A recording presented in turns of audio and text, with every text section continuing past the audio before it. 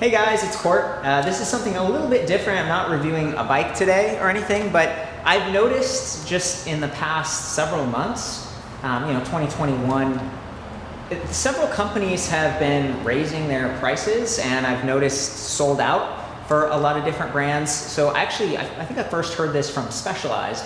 They were like, oh, our prices are gonna go up, and we talk about adjusting prices on the reviews and stuff. And then I noticed Ohm and DÖST Bikes, Rad Power Bikes, doing these price increases, and maybe there's a bigger conversation here with like the money supply, and you could follow someone like Greg Foss or Jeff Booth on that. But from the manufacturing supply chain side of things with COVID, disrupting supply chain, I just thought it'd be really interesting to hear with someone who actually works in the industry, in the e-bike space. So I asked Specialized, I was like, hey, you wanna have a conversation? And I think most companies kind of shy away from that like open conversation, and they're big companies. Like, who do you actually talk to who has the authority to speak about all these different layers?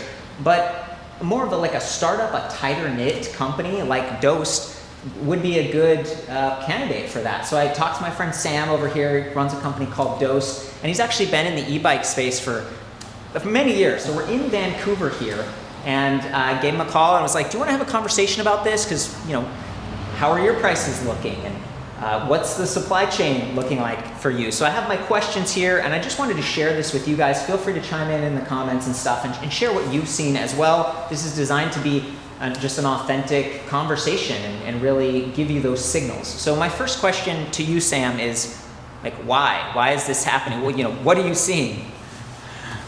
Thanks, Corey. This is a good opportunity for us to talk about what's going on behind the manufacturers and bike builders. If I were to summarize this, I'd put in two buckets: manufacturing and logistics. That's the two bottlenecks right now that we're seeing that are resulting in delays and resulting in price increases. If you're noticing this slowdown, if you're noticing supply chain stuff, can you just swap parts?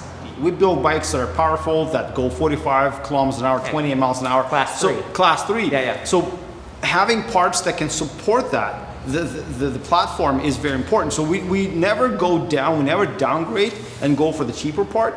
If anything, we've upgraded some of our components to go for a more readily available components but higher end. We've been able to do that on some parts, but when you're dealing with 25 different suppliers, one spoke is missing, and you don't have a full bike, so you still end up waiting extra long time. I've noticed that some of the bikes I've been looking at, Surface 604, it's another Canadian company, you worked with them in the past. They had been using SRAM components, like SRAM derailleur, instead of Shimano. And they were talking to me just recently actually about you may see Shimano, you may see SRAM, it kind of depends. So it seems like there is a little bit of that substitution happening. I also feel like bikes are made in all different places, but mostly in Asia somewhere. Have you changed the location of where you guys make your bikes, or how does that play a role? We build our bikes alongside some of the top brands, say Specialized, Norcos, and Treks of the world. They're built in Taiwan. And it's difficult to bring that manufacturing into North America just because 90% of the components, be that spokes, the nipples, the chains, we're talking about batteries and the motors, they all come from Asia. So it's difficult to bring it here. So we do source them from Asia, from Taiwan specifically. So I just want to hear you, I laid all this out from what I'm seeing, but is that the truth? What does it take to get a Shimano derailleur right now? Well, 6 weeks ago, Specialized put out this really nice infographics when they showed, hey, there's a bike and it's got all these components on them. Some had 200-day lead times, some had 300-day lead times. Let's take, for example, a suspension fork. A simple component is that right now, we're sitting at 600 to 650-day lead terms. Wow. So what that means is right now we're forced to place our 2023 orders to make sure that we have some supply coming in then. And we're in April 2021 right now, as a reference. In the past, it used to take us 45 to 90 days to get components, 90 days being the worst case scenario. When I'm talking about those lead times, I'm talking about us manufacturers, when we do build our batches of bikes. Say we're building 1,000 bikes, we'll order 1,000 of everything, and then when they come in, we assemble them and we box them, and then they're ready to go.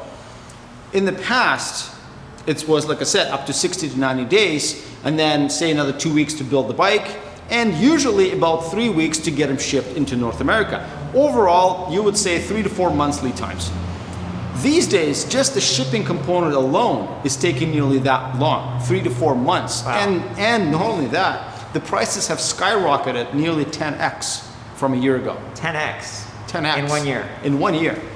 So these are really valuable bikes, right?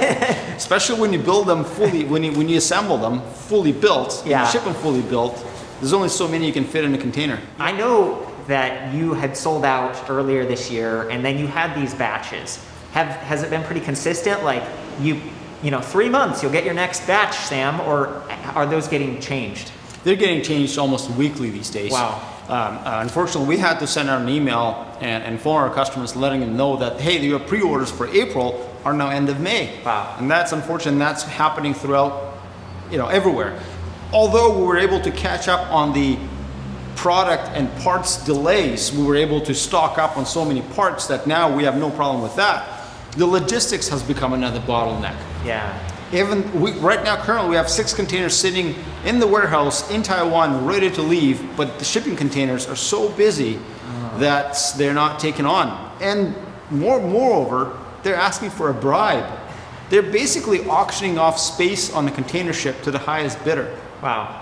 Well, and then that whole, there was the ship blocking thing happened. Did that affect you guys? It did take the Suez Canal, is that right? That's right. So the Suez Canal had a ripple effect. Obviously, our containers don't go through the Suez Canal to get to North America. But what that created is this ripple effect of shortage of containers. Oh. So many ships were stuck going through Suez Canal. So now they're all being unloaded. So before they come back to Asia to get loaded up again, that's taking time, and we're feeling that in a form of shortage of containers. Part of the reason why you're seeing a lot of that price increase from other manufacturers, including ourselves, is overall raw materials have gone up, like aluminum. I've heard about lumber. Lumber, yeah, that's worth, it went up 4x.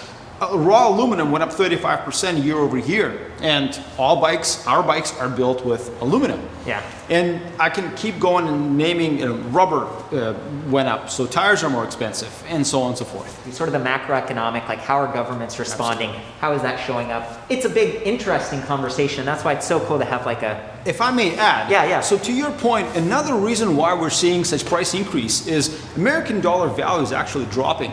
Even though we're a Canadian company, we buy our bikes and we buy our components in US dollar. Really? And when you buy them in Taiwan, you convert everything to their currency. Or if you're buying it from China, you convert it to their currency. So US dollar in comparison to renminbi, it went down 8%. Wow. So that 8%, that means our components are now 8% more expensive. Oh, so that's directly to allude to your point. It's like you're getting hit on every angle. Correct. That's frustrating. And the USD, I'm from America originally, and it's the global currency. It's like what you use everywhere. Exactly. Interesting to hear that change. I'm constantly converting Canadian, US dollars and all that, and I'm seeing like how they fluctuate a little bit, but I don't see the renminbi, which is the Chinese currency. So let's see. My next question, when better? When better, Sam? Oh, that's $1 million question. But based on everything we're seeing right now, the increase, the 400% increase demand for bikes, and this is a simple laws of supply and demand. Yeah. The way it's going, I don't foresee this to end until the end of 2022. Okay, and you're saying that because your bikes are literally like, I know you have several like tiers of when your bikes are coming, but what's the furthest one out that you've actually like ordered now? We're ordered into 2023 already. Whoa, 2023. And we're selling bikes 7 months out sometimes. That's on my list. I'm like, so buy now or wait. And like, frankly, you're sold out. I mean, what's your lead time right now? We're sitting at 4 months right now. Okay. It's only improving from this point on. Early in the year, we're sitting at 7 months. And that was a tough call. That was a tough ask when you're asking to prepay for something that you're not going to see for 7 months. And these are not cheap bikes, and we're the first ones to realize that. We're all trying to like create our vision here by running these companies. And I really appreciate you having an open, honest conversation with me about this. Have you raised your prices yet? Like what's the... Unfortunately, we have. We had to go from $27.99 to $31.99 for our base product. It has taken effect, and it's not nowhere near the percentage increase in cost that we're seeing currently. Well, that's hard because you're growing your team, like you're taking a hit on the income, but you're also expanding. Have you seen a big drop off? Like how sensitive are people to price? Because if you're pre-ordering, people still must be interested. I will say we're pretty blessed with the way we entered the market, and our customers have been fantastic. We've created a really nice, good sense of community around our brand, and customers have been loving that. Yeah. We try to do best what we can, provide the best support, the best communication, the best product. Yeah. And there's some exciting products we're working on still. I have reviewed all their bikes back at ElectricBikeReview.com. I'll be reviewing more bikes, ongoing, companies that have them. I hope this helps you guys out. As always, I care about you, and I thought this would just be fun. This is just like it's real. So thanks, Sam. I appreciate it. Thank you. Rock on. Hey guys, we're here in Port Moody, close to Vancouver. I'm hanging out with Norm. We're at Cap's Bicycle Shop. You guys have been around since 1932. How long have you worked here, Norm? I think I've been associated with Cap since about 2005. Well, I just wanted to talk to a shop, and I like Caps. You guys carry a whole bunch of brands, and you've been really great to work with. And so I wanted to get some perspective, Norm, and just hear what's going on with the industry, because it seems like you guys have a ton of bikes here, but I hear that maybe it's tough to get certain brands. I've noticed Igo on their website says all sold out. What have you seen? I think the bikes that are sold out online is because the bike stores have made their orders, so they have to fulfill those orders for the bike stores. That makes sense. These are unprecedented times, right? Yeah. So it's very hard to get a bike just because of the supply and the demand. I think that when COVID hit back, like I'm going to say as far back as April of 2020, the bike industry just wasn't prepared for it, and it wasn't prepared for everybody who was going to actually go in and get a bike, and everybody just ascended onto the bike stores, and it was just incredible. I mean, we were selling more bikes than we could build. We couldn't build them fast enough. We couldn't check them over fast enough. Everything in the bike industry, I think, was probably sold out in May or June of last year. Wow. So, you're usually doing your bike orders at the end of the bike season, which is usually, I'm going to say, August, September-ish, Yeah. This year, I've already done 3 major bike orders already. Wow. For 2022. So now they have to project in order to be able to fulfill those orders. So if you've made an order in 2020 for 2021 bikes, if you don't have it on an order, you can't get the bike because it's sold out. So I have one of my most popular models is the Specialized Como, and this bike is already sold out. So if you don't have it on your order, you can't order. It's not like pre-COVID where you can make a bike order and say order 1,000 bikes, and then let's say you need 1,002, and you can call up your sales rep and say, hey, I need a couple more of those. You're just not going to get them. So sizing and color choices, and it's kind of like what you see is what you get right now? I have a lot of bikes that aren't here yet. I've been waiting for a lot of orders, some of them as far back as November. Wow. And again, I think it's just the supply and demand. I think when COVID hit, I think a lot of the industry got shut down. So a lot of production got shut down, a lot of delivery got shut down. So it's just made it hard to get products. So anything like parts and accessories, so things like helmets, and there was one point I was almost out of tubes. Wow. It's just been, we're lucky because we're Caps. We've been in business for 89 years. Yeah. There's several stores right around this area, Vancouver. And we're connected with the New Westminster store. These 2 stores are owned by Gordon Hobbs. His dad was Cap. He started the business in 1932. He said he's never seen it like this. Was like last year. He said he's never seen it like this in 30 years. Wow. And maybe another thing I've heard is like Specialized is one of the companies that had raised their prices, but it's not just them. Several companies have announced that. It's just about everything I think in the bike industry since last year has had a price increase. So pretty much all my major companies have had price increases. Okay. And not just bikes, but it's been parts, it's been accessories, it's been that. I know even around, I think in the industry that I think the labor rates have even changed because the demand. Did you get a raise? I hope you're keeping up with this. I'm paid well. Good. I'm looked after very well. You do such a good job. Yeah, thanks. And it's just because of the supply. The people, I've had to turn customers away because of. We're backed up. We will take our customers because we have obviously a service package that you get with our bikes. Yeah. So we're obviously committed to our customers, but the other people, you just say, well, we're backed up until the end of this month, and now it becomes we're back. Right now, I think we're backed up almost until the end of May.